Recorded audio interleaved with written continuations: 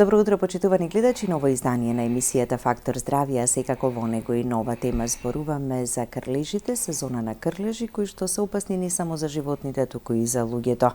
Можат, ако останат незабележани или несоодветно одстранети, да пренесат и сериозни заболувања на луѓето. Токму на оваа тема за превенцијата, сите оние информации кои е добро да ги знаеме како популација и население, утрово ќе ги слушнеме од асистент доктор Дејан Јакимовски, инфектолог од Универзитетската клиника за инфективни болести и фебрилни состојби. Добро утро, доктор Дејан, и добре ни дојдовте во Фактор здравје. Добро утро, почитувани.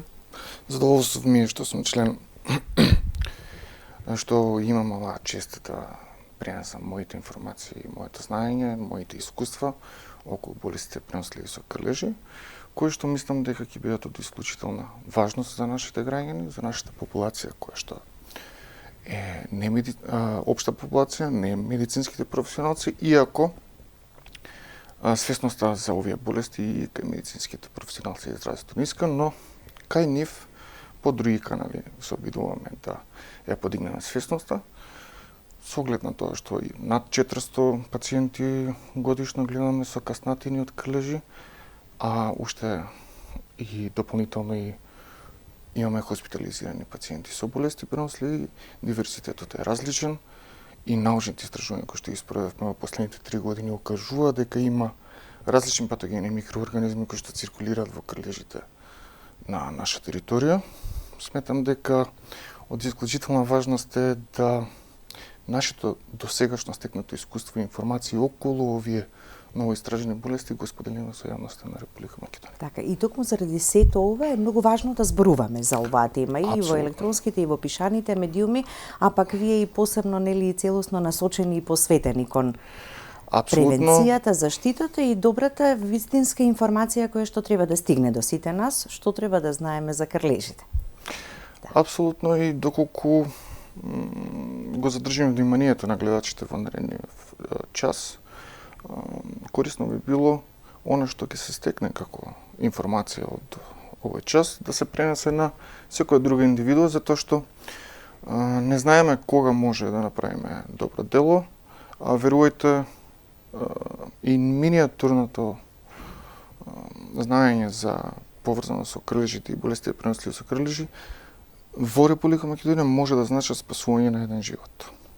Така, да се знае како да се изреагира во моментот кога нели ќе се закачи крлежот на телото, но и потоа да се следи состојбата или кога веќе ќе дојдат кај вас кои симптоми да ги следат. Кои симптоми да се следат, правилното вадење на крлежот, ќе поразговараме околу видовите на крлежи и болестите преносливи со крлежи на нашата територија, но исто така ќе дадеме акценти на болестите кои што не се преносливи со крлежи, но може да се јават при каснатина од крлеж.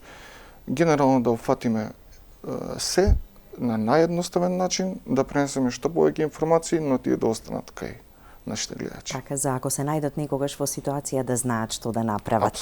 Ќе погледнеме блок реклами, па ќе продолжиме со разговорот. Останете со нас, почитувани гледачи, следете не до самиот крај, повелете, јавите се и поставете прашање.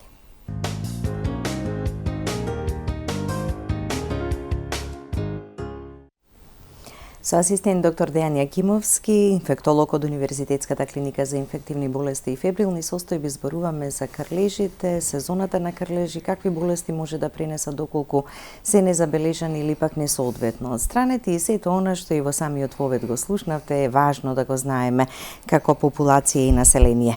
Доктор Дејан, ајде сега на почеток. Што се крлежи? Пак крлежите... Каде најчесто и во кој период се најприсутни? Така. Тоа се еден вид на членконоги кои што не се инсекти, значи, во групата на животни спаја, ја делат истата подгрупа со пајаците.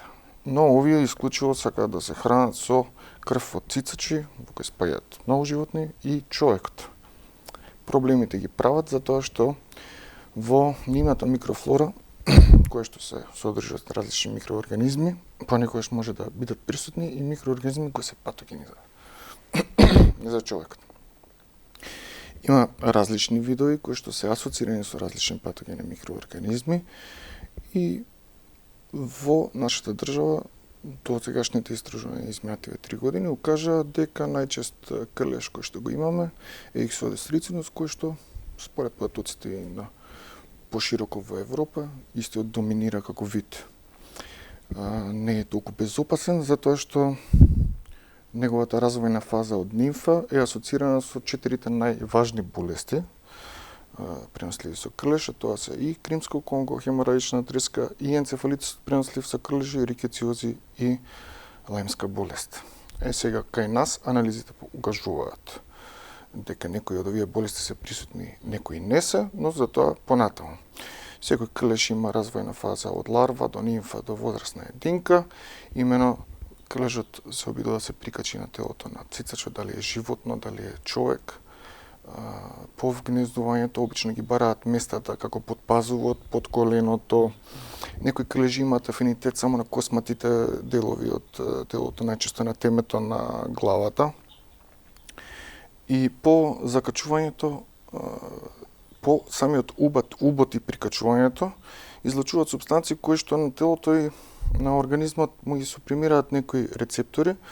Например, пациентот не знае дека има крлеж, не се чеша, не осеќа дека има нешто на кожата. Аха, нема да почувствувате додека не го видите, така?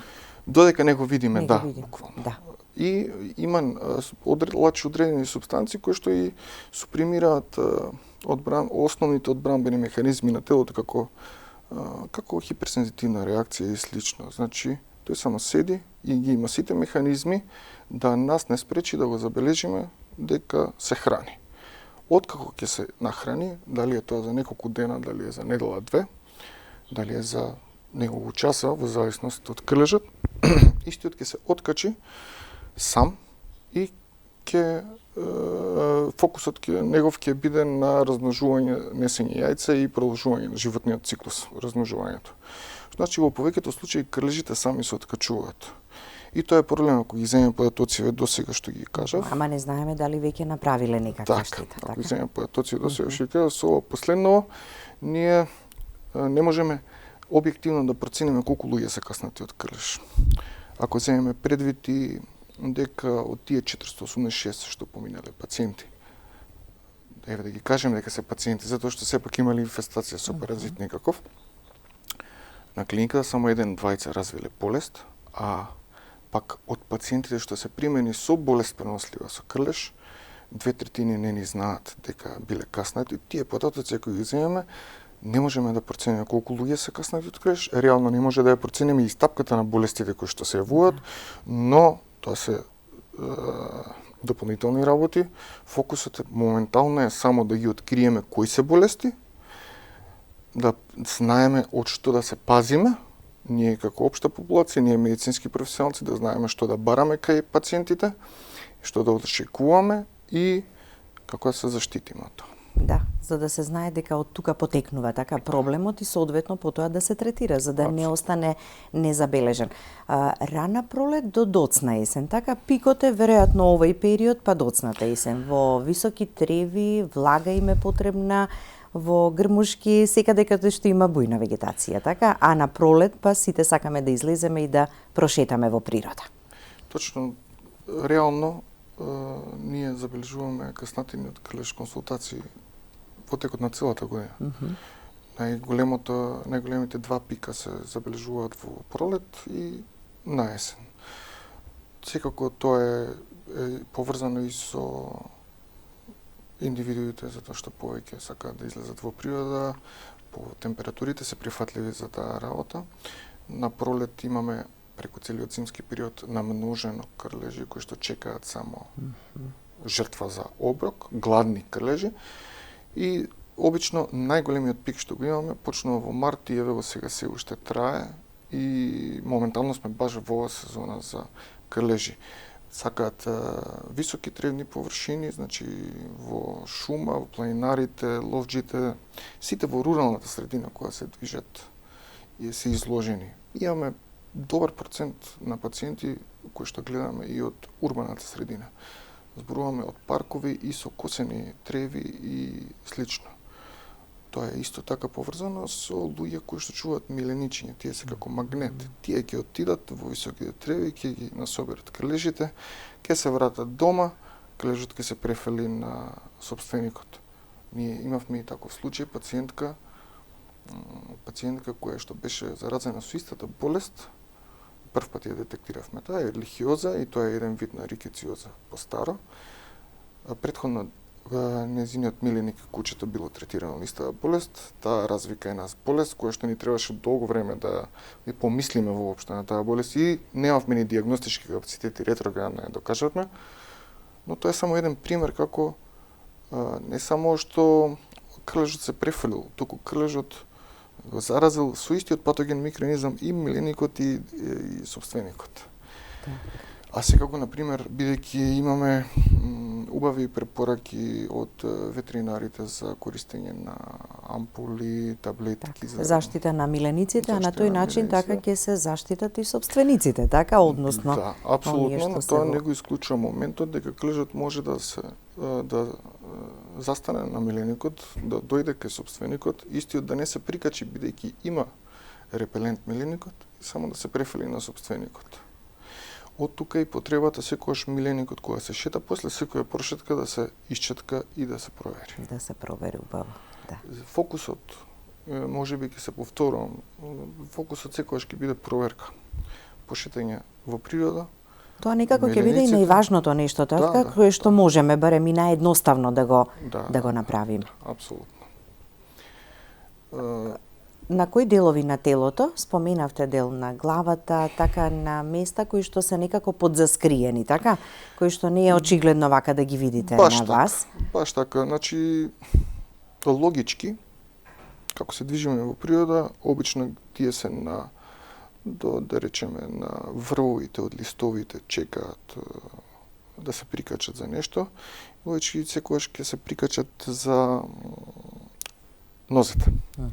Сега, во зависност од тоа колку брзо и каде ќе најдат место за прикачување, затоа и препораките, кои што би ги кажал на крај, ќе биде со долги ногавици, со ногавиците во чорапи и слично, но од нозете патуваат, не се прикачуваат, не е како комарците, тие пешки полека одат, се качуваат по телото, има крлежи кои што се многу подвижни, уште се викаат и ловци, крлежи ловци, тоа се од видот хиелома и се тие баш интересни се како мали животинки, брзи, и тие се главниот вектор за кримско Конго хеморајична треска насекаде и во нашата држава. Ние ги докажавме дека постојат и тоа во изразито голем број и инволвирани во инфестација кај човек, што е поприлично сериозен резултат за разматрање. Сакав да кажам дека и кога одиме дома, клежот може се уште да не биде прикачен на телото, но може да биде на ногавиците од панталоните или во облеката. На облеката, значи, така? Да, повеќето се прикачуваат на нозете, но знаеме да видиме, сме детектирале, како што кажав, не знам дали напоменав, видови на клежи имаме кои што се на наша територија, кои што препорачањето место на инфестација им е на косматите делови на главата, темето. Тие се носители на специфичен патоген микроорганизам кој што спаја во групата на рикециози и се карактеризира со специфична клиничка слика која што може да ја видиме, ама само ако побараме. Затоа што често пати, како пример, сега ќе измешам, но како пример, често пати таа болест, конкретно од групата рикециози, овој крлеж што ја пренесува, се манифестира со лимфни јазли отечени од страната на вратот. И често пати пациентите знаат и на хематологија да завршат поради страв од некој хематолошко заболување, па и до биопсија да дојде, па и до ексцизија на лимфниот јазол и хистопатолошки надпис, да се докаже дека не е тоа, нели сите се плашиме, највеќе од тоа. А обично се асоцирани со раничка во темето под косата. Така да само треба да се, ако знаеме дека оваа болест, само ова е пример, ако знаеме дека оваа болест е присутна тука на наше поднебје и ако провериме темето и ќе видиме раничка, тогаш и после се посомневаме на нешто вакво. А видете, оваа болест е само лимитирачка, не е животозагрозувачка, може да дадеме специфичен третман за да го скратиме траењето на болеста, но ќе помине само од себе. Конкретно за оваа болест. Сега споредете го тоа со друга индивидуа што која што била кај медицински професионалци кои што не се запознаени со оваа болест, ни што се поминало тоа. Секако има и економски товари на државата, има и психички товар на самата индивидуа или на родителите на таа индивидуа. Значи, добро е како информација пациентот да даде дека бил, да речеме, во природа периодот изминатиот, така, не мора да го видиме или да го почувствуваме или како рековте, тој може и да се откачи, така? Крлежот, ама со самото тоа дека некаде сме биле во природа, треба таа информација да биде достапна до Апсолутно. Ние лекарите. вршиме и како ги анализираме од повеќе начини крлежите, не само самиот крлеж, туку и локациите ги внесуваме во нашиот модел кој што понатаму треба да ни проектира кои патогени микроорганизми на кои локации се застапени како фокуси. Утре задутре тоа треба да продуцира во самиот момент кога пациентот ќе каже од каде дошол, каде се движел, да знаеме кои места имаат ризик за кои патогени микроорганизми. Сето тоа дополнето со одредување на време траењето на хранење на крлежот, видот на крлежот, треба да ни помогне нас како медицински професионалци што би можеле да очекуваме. Кај пациентот да се развие, не дека ќе се развие. И сега не сите крлежи пренесуваат, така? Не сите крлежи пренесуваат, има многу доволно фактори. Добар број од крлежите можат веќе да пренесат некои болести. Кои се најчестите? Ние најмногу ја знаеме и најмногу ја спомнуваме лајмската болест. Така. Меѓутоа има и други посериозни за кои треба да бидеме информирани. Така. При самиот почеток на нашите истражувања, како и кај нас, така и во општа популација, има едно прелевање на информација од другите држави во однос на лајмската болест и таа е популаризирана многу тука. И нормално, и кога сме гледале пациенти, генерално сите не прашуваат само за лајмска болест, збориме и за општа популација. И сега, нашата хипотеза беше дека има болести кои што се подоминантни преносливи од крлежи од лајмска болест на нашата територија. А тоа се рикециозите. И првите резултати уште во 2022 кога почнавме да ги анализираме крлежите, видовме, иако тогаш имавме мал примерок 17 на крлежи, 96% од крлежите има патоген микроорганизам во нив, што значи има потенцијал да пренесат болест. И скоро сите беа со рикеција. Некој вид на рикеција. Примерокот во 2023 го проширивме над 100 пациенти од цела Македонија и тука видовме некаде дека повторно забележително до 70% инфицираност на крлежите. Што значи тоа не е мала работа. Тоа значи дека генерално треба секој крлеж да го сметаме како потенцијална опасност за одредена бактерија. Тоа беше ги проверувавме за паразити и за бактерии, не ги проверувавме затоа што друг вид на испитување за вируси. Но меѓувреме додека го работевме тоа, и мрежата која што се обидувавме да направиме со другите центри за препраќање на пациенти суспектни со болеста за пренослива за крлеж, излезе случајот со Кримско Конго хеморагична треска со пациентка која што беше препратена од Штип и која што заврши фатално. Тоа беше прв случај после повеќе од 50 години во Македонија детектиран со инфекција со овој вирус.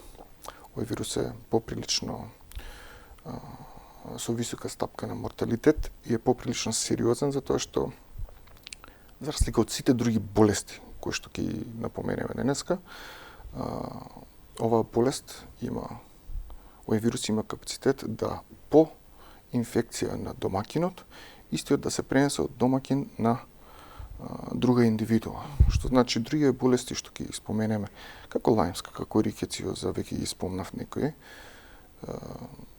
индивидуата се инфицира од покаснувањето на крлеж и ја развива болест.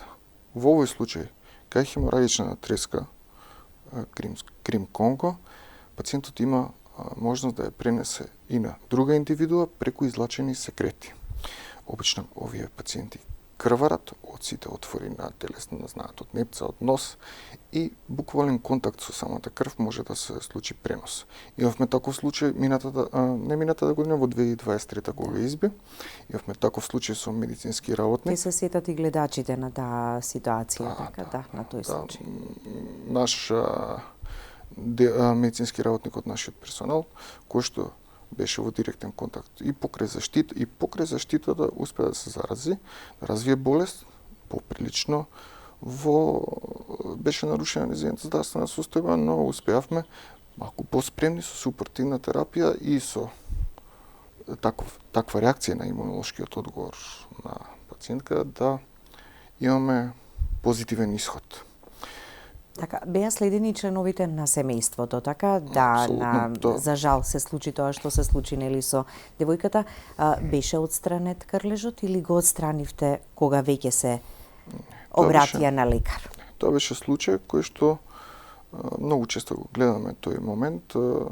Во домашни услови со раце беше изведен од страна на близок од фамилијата беше изведен крлежот, што не го препорачуваме баш поради вакви работи, но кај лицата кои што имале контакт со крлежот и кои што го ваделе не беше детектирана никаква инфекција, што беше позитивно, но постои ризик, како што спомнав, овој вирус се пренесува со секрети и со екскрети кои се инфективни. Од тука и препораката генерална дека крлежот никош, дури и во домашни услови да се вади, не треба да се вади со прсти, туку треба да се вади со пинцета, повеќе за тоа покасно.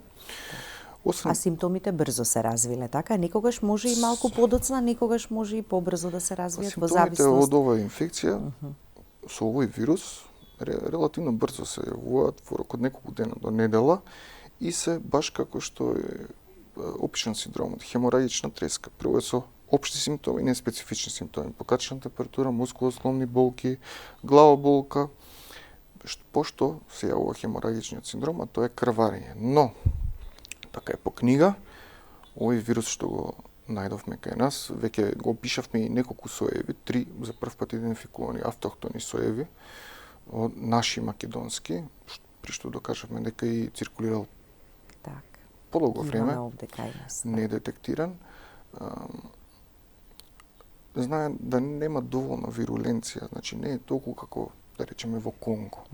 И нема да ја предизвика секогаш фул клиничката слика. Многу пати ќе помине асимптоматски. А кај тие што ќе развие симптоми, може да биде само, например, минатата година имавме пациент само со повраќање. После имавме пациент само со крварење од нос, без други проптатни тегови. И сега на никој нема да му текне медицински професионалист дека се случува тоа при самиот прв контакт. Но затоа, кога пациентот и лабораториски биохемиски ќе се обработи сите параметри кои ќе се земат клиничката слика, анамнезата, најбитно е само да се постави суспекција, да се внесе во диференцијалната дијагноза оваа инфекција, затоа што може да испадне негативна, да, но ако е позитивна, може да се спаси не само животот на пациентот, туку и на некој околу него. Други болести кои што се како оваа болест е како со највисоко значење, затоа што иако е ретка, сепак е со висока стапка на морталитет и има потенцијал за пренос од лице на лице. Како втори болести кои што би сакал да ги спомнам се рикециозите. Баш преди тоа што се многу чести, имаат различна клиничка слика, се јавуваат после каснување од крлеж секако на наша територија и во Грција, Бугарија, малку и во Косово. Во Србија, како одиме кон север, рикециите ги нема во крлежите. А па за обратно, за компарација, во лајмската болест предизвикана од Борелија бутерфери и Борелија гарини и јавцели, во Србија има повеќе, а како одиме кон Грција јужно, тука некаде околу Македонија има еден крстопат кој што двата патогени ги има главни во крлежите, горе го нема едниот. Како на средината да сме, така? Да, ние кога почнавме да работиме, кога почнавме да гледаме што има во крлежите, велевме дека сме како Африка на Балканот во однос на климатските фактори и биодиверзитетот на патогените микроорганизми. Но сето ова е само знак дека треба уште да се истражува и да се преземат соодветни мерки. Рикециозите но тоа го правите, така? Не се станувате тука и пренесувате информација и до популацијата, но и здравствените работници, и до студентите, што е многу битно, така? Со кои што организирате и работилници на кои што се кажуваат сите овие работи. Ќе погледнеме уште еден блок реклами, па ќе продолжиме со разговорот. Останете со нас, почитувани гледачи.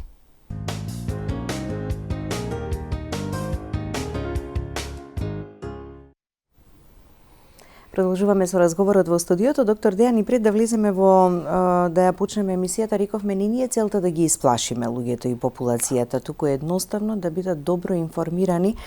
Сериозни се овие работи кои што ги слушаме, нели, што се може крлежите да принесат и каква сериозна здравствена состојба може да предизвикаат кај нас. Не сите, ама никогаш не знаеме во каква ситуација и колку е отпорен и колку е јак, нели, организмот на човекот. Како да се отстрани крлежот? Треба ли дома да пробуваме сами или секогаш треба да се обратиме на стручно лице за стручно да биде отстранет? Стапката на инфекции со овие патогени микроорганизми, иако ги детектираме и ги разговараме сега, е поприлично мала. А развојот на инфективна болест е уште помал. Значи, целта не е да предизвикаме една паника кај гледачите, но баш целта не е да ги направиме да бидат свесни. Да направат што? Да знаат да се заштитат сами себе по излегување во природа. Доколку детектираат, евидентираат крлеж, се зависи од тоа каде живеат нашите граѓани. Доколку мојата официјална препорака е секако да се екстрахира крлежот во локалниот ургентен центар, некаде тоа се и брзите помошни центри во различни региони од нашата држава. И сите имаат, дури во секоја насока да појдете во држава, секој различен центар, па и во самиот центар има различен начин на вадење на крлежите. Некои ги вадат со газија, некои ги вадат со восок, некои ги со алкохол и така натака. Има еден начин кој што треба да се вади, што значи истиот би кажал и за граѓаните во домашни услови, ако случајно пробуваат или ако се приморени да го вадат самостојно, ќе биде со пинцета со тенки врвови, да се доближи што поблиску до кожата, да се повлече полека, спротивно од кожата, нагоре да се повлече крлежот и да се истиот стави во пластичен сад за секој случај, доколку развие симптоми или доколку има центар близу него, каде што истиот може да биде анализиран, во кој што сме во процес на обезбедување на мрежа за анализа на крлежи. Тоа ќе потрае, но мора да се и граѓаните едуцираат дека постои можност за анализа на крлежи, која што во текот на годините ќе понуди процена на ризик за развој на болести кај оној кој што бил каснат. Локално местото на убот отпосле вадењето дава ли некакви симптоми? Треба ли да го се извинувам, следиме какви промени да очекуваме? Прво треба да се дезинфикува со алкохол или со јод и промените кои што можеме да ги очекуваме се обично кај повеќето има хистаминска реакција, а тоа е као хиперсензитивна реакција кај повеќе осетливи луѓе.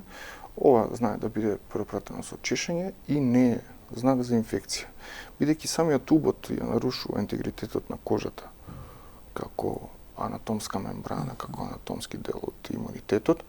Некојаш и бактериите од самата кожа што ги носиме како стафилококус ауреус или стрептококус пиегенес знаат да дадат тие инфекции. Значи да не биде предизвикано од самиот крлеж. Да. И како трето место би ги ставил овие болести преносливи со крлежи, кои што ги набројавме од рикециоза до лајмска болест. Лајмската болест, како што видовте на сликите тука, има еден специфичен изглед клинички, се појавува како едно прстенести исип со концентрични кругови кои што се шират. И таа е пропратна со покачена температура и главоболка. И имаме многу проблем, иако е ретка, често пати кај нас медицински професионалци имаат погрешна представа во однос на дијагностичките критериуми за оваа болест, бидејќи оваа болест е во неколку фази. Прва рана, втора рана дисеминирана и трета фаза касна, која што е опишана дека може да се јави и по неколку години. Има проблем во дијагностичките критериуми. Првата фаза секогаш треба да биде водена клинички, со самиот изглед, а не со серолошките анализи кои што често пати само знаат да помешаат работа, да бидат лажно позитивни и да имаме пријава на случаи со лајмска болест без никаква клиничка презентација. Што значи, секогаш клиничката презентација и анамнестичките податоци ќе бидат клучни за поставување на дијагноза на рикециоза и на лајмска болест, но тоа да го оставиме за медицински професионалци. Анализата на крлежи може да се врши се уште надвор во центрите со кои што соработуваме и сме во процес и со идеја нели тоа да го имплементираме и на нашата клиника. Луѓе кои што се многу почесто во природа, и земјоделците, и шумарите, ловџиите, луѓе со миленици, треба да бидат малку попредпазливи.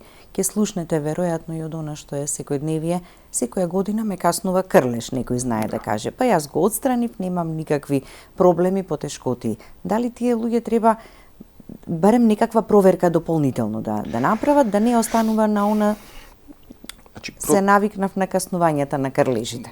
Да, буквално сме имале такви пациенти кои што имаат развиена болест пренослива на крлеш, сточари. Ние ги прашуваме за такви податоци, тие забораваат да ни ги кажат затоа што буквално редовно ги каснуваат, не се вика нека на секоја втора недела сам си ги вадам и од добитокот и од себе. Проверка не треба, туку треба само да се знае за опасноста која што крлежите носат.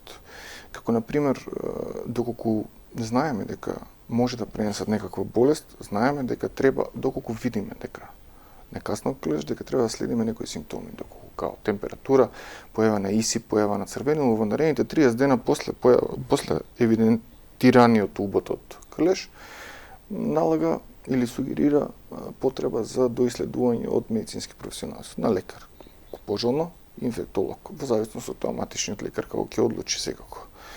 И дополнително, значи, со самиот момент што ние сме свесни за болести кои што ги носат, не само проверката по секој, пак ќе нагласам, не само проверката по секој излегување од природа на телото, промена на облеката, туку и во зависност од милениците треба, како што напоменав, не да се пазиме, туку како опасност која што може не сакајќи да ни ја пренесат и дополнително би требало во самите дворови каде што има високи треви, пожелно е да има како природни бариери со чакал, со камен, но ако имаме кученце кое поминува натаму, нели, пак. Мерките на превенција, како да се заштитиме? Можеме ли и што можеме да преземеме? Генерално, да не се повторувам, генерално тоа е тоа што може да направиме.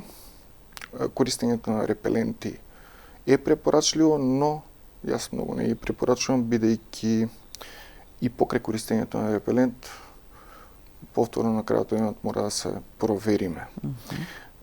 Одењето на лекар или дигањето на паника доколку видиме крлеж или потребата за исследување на крлежот дали има некој патоген микроорганизам уште не е потребен, доволно е граѓаните само да знаат дека може да пренесе болести, дека при развој на некакви симптоми, било да се вакви неспецифични или некој специфичен на кожата, да посетат лекар.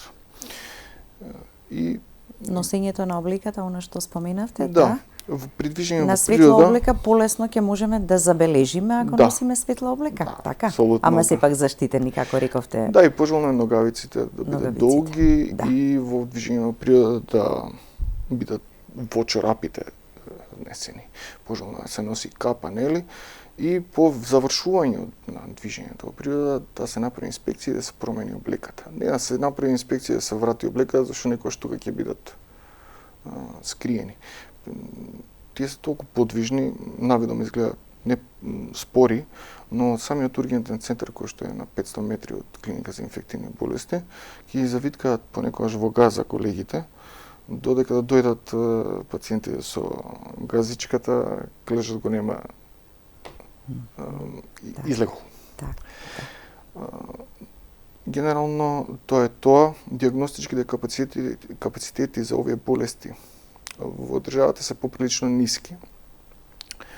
Иако напоменав дека за двете главни болести кои што ги гледаме, клиничките гајдлајни се или клиничките водичи се доминантни, сепак треба да имаме и дополнителни диагностички мерки кои што ги надополнуваат се 100% сигурност. Нели секогаш се подобруваме, секогаш се трудиме да имаме максимален диагностички капацитет за да обезбедиме максимален тераписки ефект и на микрониво и на макрониво кој што ќе продуцира и елевација на јавно здравје. Поради тоа и насоката ја најдовме кон држави каде што има диагностички капацитети и се организиравме колеги од повеќе држави и поради тоа што овие болести се опфаќаат повеќе дисциплини. Нели зборуваме сега за крлежи, тоа се од аспект на биологот, зборуваме за патогени микроорганизми од аспект на микробиологот. Зборуваме за болести, инфектологот, ветеринарот, кучиња. Не само кучиња. Исто ова налага за сериозен одговор кон овој предизвик, налага потреба од формирање на мултидисциплинарен тим. Тоа и успеавме да го направиме со нашите колеги од Србија и од Грција и од Унгарија. Формиравме Балканска асоциација за вектор преносливи болести, која што е насочена кон подобрување на дијагностичките капацитети и тераписките капацитети. Консеквентно, секој во своја држава, секој со своите капацитети да помогне, да се изнивелираме, да направиме стандардизација на едни дијагностички протоколи и сето тоа да продуцира со елевација, пак повторно, на јавното здравје во нашите држави. Преку активностите кои што ги имате, нели, преку и размената и на искуствата, размената на информациите. Не само продукција на висококвалитетни научно-истражувачки трудови, затоа што едно е да се фокусираме само на еден дел. Да, продуцираме високи квалитетни научно-истражувачки трудови, но паралелно треба резултатите од тие трудови да се пренесуваат на медицински професионалци, на нашата јавност, за да има ефект од нашата работа, а ефектот е секако, доколку еден живот е спасен, тоа е задоволителен ефект. Вистинската информација буквално до секого. Нека биде и апел до надлежните институции побрзо да се искосат високите треви во урбаната средина, бидејќи да, во природа одиме, меѓутоа треба и овде во местото каде што живееме така да бидеме заштитени. Треба да уживаме во природата, Апсолутно. Но да бидеме свесни за некогаш опасностите кои што ги има. Секако. Да. Ви благодарам за гостувањето. Ви благодарам на поканата. Благодарности до вас, почитувани гледачи, за вниманието со кое не следевте. Останете и понатаму со програмата на ТВ24. Имајте убав и пријатен ден.